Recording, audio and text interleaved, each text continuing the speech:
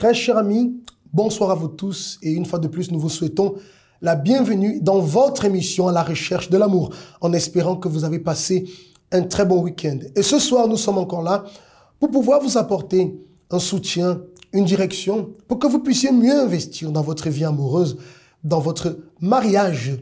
Monique, bonsoir. Bonsoir, bonsoir à vous tous. Lorsque la personne fait ce qu'il faut, lorsqu'elle fait ce qui est juste, elle va récolter des bons fruits, elle va récolter ce qui est juste pour sa vie sentimentale. Oui, d'ailleurs, on dit toujours que ce qu'on plante, on va récolter. Donc, la vie sentimentale, cette règle-là, elle est fondamentale. On doit savoir planter ce qui est bon pour pouvoir récolter ce qui est bon. C'est pourquoi nous disons toujours, valorisez chacun de ces thèmes. Ce sont des choses qui sont simples, on va dire, qui sont simples, mais qui sont essentielles. C'est comme la personne qui fait à manger. Il y a parfois des épices, certains ingrédients qu'elle rajoute, qui ont l'air tellement simples, mais qui font la différence. S'il manque du sel, la chose est horrible. Il y a certaines nourritures, il faut plus un type de condiment qu'il faut mettre pour avoir un tel type de goût. Et la vie sentimentale aussi a ses ingrédients. On ne peut pas mettre n'importe quel ingrédient. Alors valorisez chaque thème que vous recevez, mettez en pratique dans votre vie et certainement, cela va beaucoup, mais vraiment vous aider. On va marquer la courte pause, le temps de notre spot et on revient déjà. Thérapie de l'amour. Venez chaque jeudi assister à une conférence exceptionnelle. Le rendez-vous à ne pas manquer. Le seul endroit où vous connaîtrez ce qu'est l'amour intelligent. Recevez des conseils et orientations, quelle que soit votre situation. Pour tous les couples, mais aussi pour les célibataires, mariés et divorcés. Découvrez comment construire ou reconstruire durablement votre vie amoureuse. Sachez comment s'aimer d'un amour intelligent. Chaque jeudi, à Paris, Évry, Nantes et Lyon. Ne manquez pas. Thérapie de l'amour, chaque jeudi à 20h à Paris. Également à 19h30 à Évry, Lyon et Nantes. Très chers amis, je ne sais pas si vous vous souvenez, vendredi, nous étions en train de parler au sujet de ne pas être facile, de ne pas laisser la facilité. On a parlé d'être difficile avec équilibre. D'ailleurs, si vous n'avez pas vu cette émission, vous pouvez retrouver l'ensemble de toutes les émissions sur la page YouTube, sur le compte YouTube du Centre d'accueil universel ou alors sur la page Facebook à la recherche de la thérapie de l'amour. Vous pouvez retrouver l'ensemble des émissions. Il y a d'autres thèmes et nous vous demandons, partagez cela avec quelqu'un. D'ailleurs, l'émission que vous êtes en train de suivre en ce moment, faites déjà un partage. Certainement, aujourd'hui, demain, après-demain, d'ici un mois, il y a quelqu'un, certainement, que cela va aider, que ce soit ici en France ou ailleurs. Nous avons plusieurs personnes qui nous écrivent, même d'autres pays francophones, posant des questions, demandant des orientations. Alors, continuez à partager pour apporter aussi le bénéfice que vous recevez à d'autres personnes. Aujourd'hui, nous allons parler du contraire. Vendredi, nous parlons au sujet de ne pas être facile, mais aujourd'hui, nous allons parler au sujet d'être facile. Et ça peut sembler même être une contradiction. Mais comment d'un coup vous nous dites dans une émission qu'il ne faut pas être facile et aujourd'hui, vous allez parler de facilité? Oui, aujourd'hui, on va parler de facilité dans le mariage. Oui, on a parlé des difficultés pour ceux qui sont célibataires, parce que dans la période de connaissance, lorsqu'on est célibataire, c'est important de ne pas être trop facile, se donner facilement. Il faut avoir comment on peut dire, cet équilibre, ce goût à conquérir. Mais pour ceux qui sont mariés, la chose, elle change. Voilà, parce qu'une fois maintenant que je peux dire, j'ai joué mon difficile pour me donner de la valeur. Tu as joué ta difficile, on va dire comme ça, pour donner de la valeur, pour que l'un et l'autre puissent conquérir. Attention, on a dit que dans le mariage, la conquête continue. Le mari doit chaque jour continuer à conquérir l'épouse. Mais c'est une conquête différente. C'est une conquête différente, bien évidemment. Pourquoi? Pour ne pas rester les bras croisés, tomber dans l'accommodation qui tue les mariages. Oui. Ça, c'est inévitable. Donc, ça doit continuer. Mais maintenant, dans le mariage, rentre le mot facile. D'où le thème de ce soir. Le thème de ce soir, c'est facile à vivre. On pourrait dire difficile à conquérir, mais attention. Facile facile à vivre. Et tu sais, Monique, un problème que nous trouvons beaucoup dans les mariages, les personnes qui vivent en couple, une des situations qui se produit parfois, c'est exactement cela. C'est quand un finit par finalement se mettre avec l'autre, parce que lorsque nous sommes dans cette période de connaissance, nous sommes fiancés, bien sûr, les personnes ne se voient pas du matin au soir. Elles ne se voient même pas tous les jours. Elles se voient de temps en temps, parfois vont au restaurant, vont faire peut-être des petites courses ensemble, des balades ici, vont au cinéma, vont chez la famille. On va dire, lorsqu'ils sont proches du mariage, ils se voient avec plus de fréquence. Mais néanmoins, c'est pas comme dans un mariage. Une fois maintenant qu'ils viennent et que les deux s'associent, la vie à deux commence. Où tous les jours, ils vont se voir, tous les jours, ils vont se parler. Et c'est là où les premières surprises un peu commencent.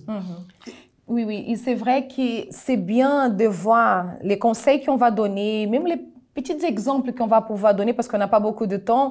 C'est pour ceux qui ils ont cette envie de vivre toute sa vie avec la personne qui est à côté, hein? Parce que si la personne elle prévoit se divorcer, donc les conseils là, il ne sera pas valable. Il ne fallait même pas qu'elle se marie. Voilà. Mais si la personne elle veut vraiment vivre toute sa vie, elle a ses projets dans son intérieur. Non, je me suis mariée pour vivre toute ma vie avec cette personne.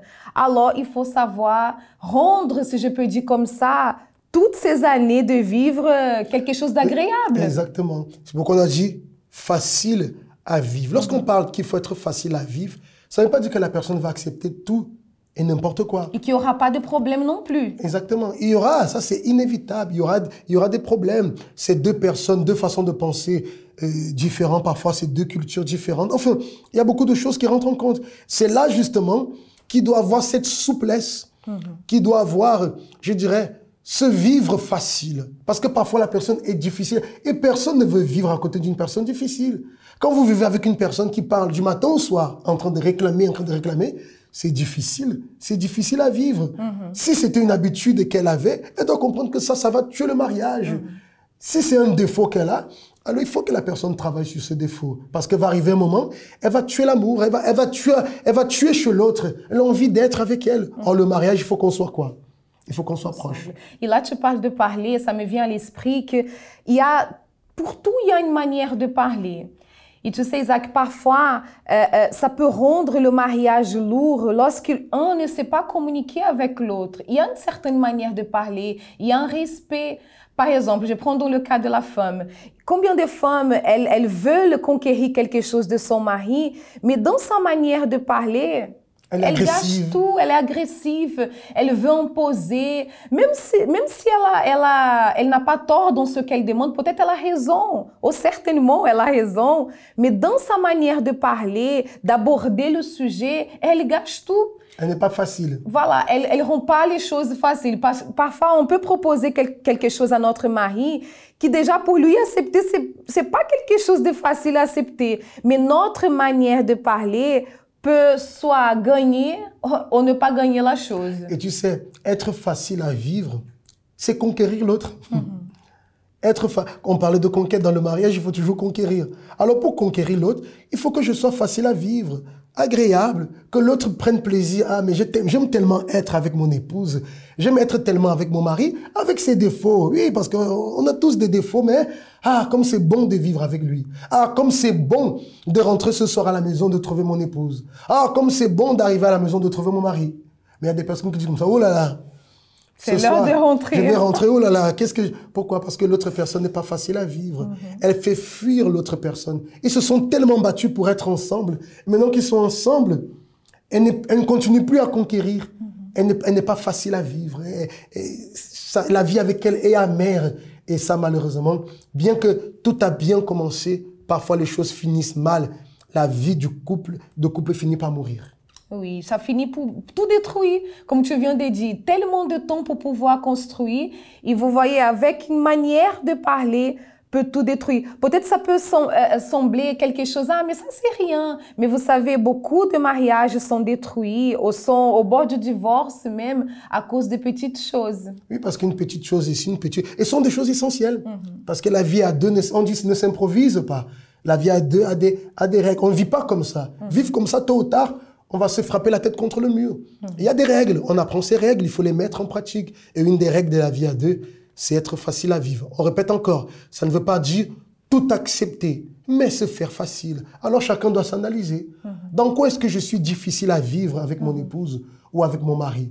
Alors je vais changer, je vais faire un travail sur moi. C'est pas seulement dire, tu as entendu, tu as vu, tu es difficile à vivre. Mais parfois la personne est difficile dans un point parce que c'est la conséquence de l'attitude de l'autre. Donc ça, c'est une analyse que chacun doit avoir personnellement. Et voilà. J'ai un autre exemple aussi. Parfois, un des deux, soit la femme, soit l'homme, ils ont plus de facilité à, par exemple, garder des dates commémoratives, ou ils ont plus la facilité pour pouvoir faire des surprises et tout cela. On va dire qu'un est plus romantique que l'autre, si je peux dire comme ça. Et l'autre partie qui donne, qui sait donner dans ce sens-là, elle reste derrière l'autre. Oh, écoute, toi, tu fais aucun effort. Oh, regarde. Ou sinon, en train de comparer avec les autres. Oh, il y a un tel qui est comme ça. Toi, tu fais pas. Donc, c'est horrible. C'est horrible. Ça frustre l'autre personne. Surtout si l'autre personne, elle fait des petits efforts pour pouvoir changer et l'autre ne voit pas, là, c'est terrible. Alors, il faut être facile à vivre dans la façon de parler, dans le traitement, dans tout, dans les projets, comme tu es en train de dire. Il faut que l'autre, quand on dit facile à vivre, c'est chercher toujours à ce que l'autre, être agréable à l'autre. Bien sûr, avec ses limites, parce qu'il y a des choses où on doit être incisif, on doit couper net.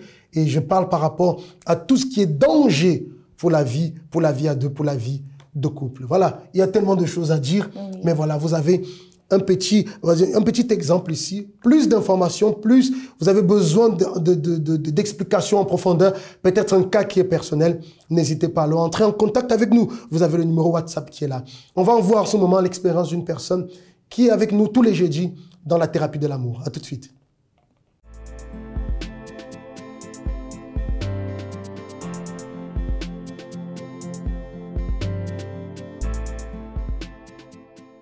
La thérapie de l'amour, ça m'a apporté beaucoup de choses. Par exemple, ça m'a permis d'apprendre, en fait, de comprendre qu'est-ce que je devais en fait valoriser plus avant d'entrer dans une relation. Et je ne valorisais pas, en fait, mais à travers la thérapie de l'amour, j'ai pu comprendre en fait qu'il fallait valoriser ce côté en fait qu'on a l'habitude de mettre de côté en fait.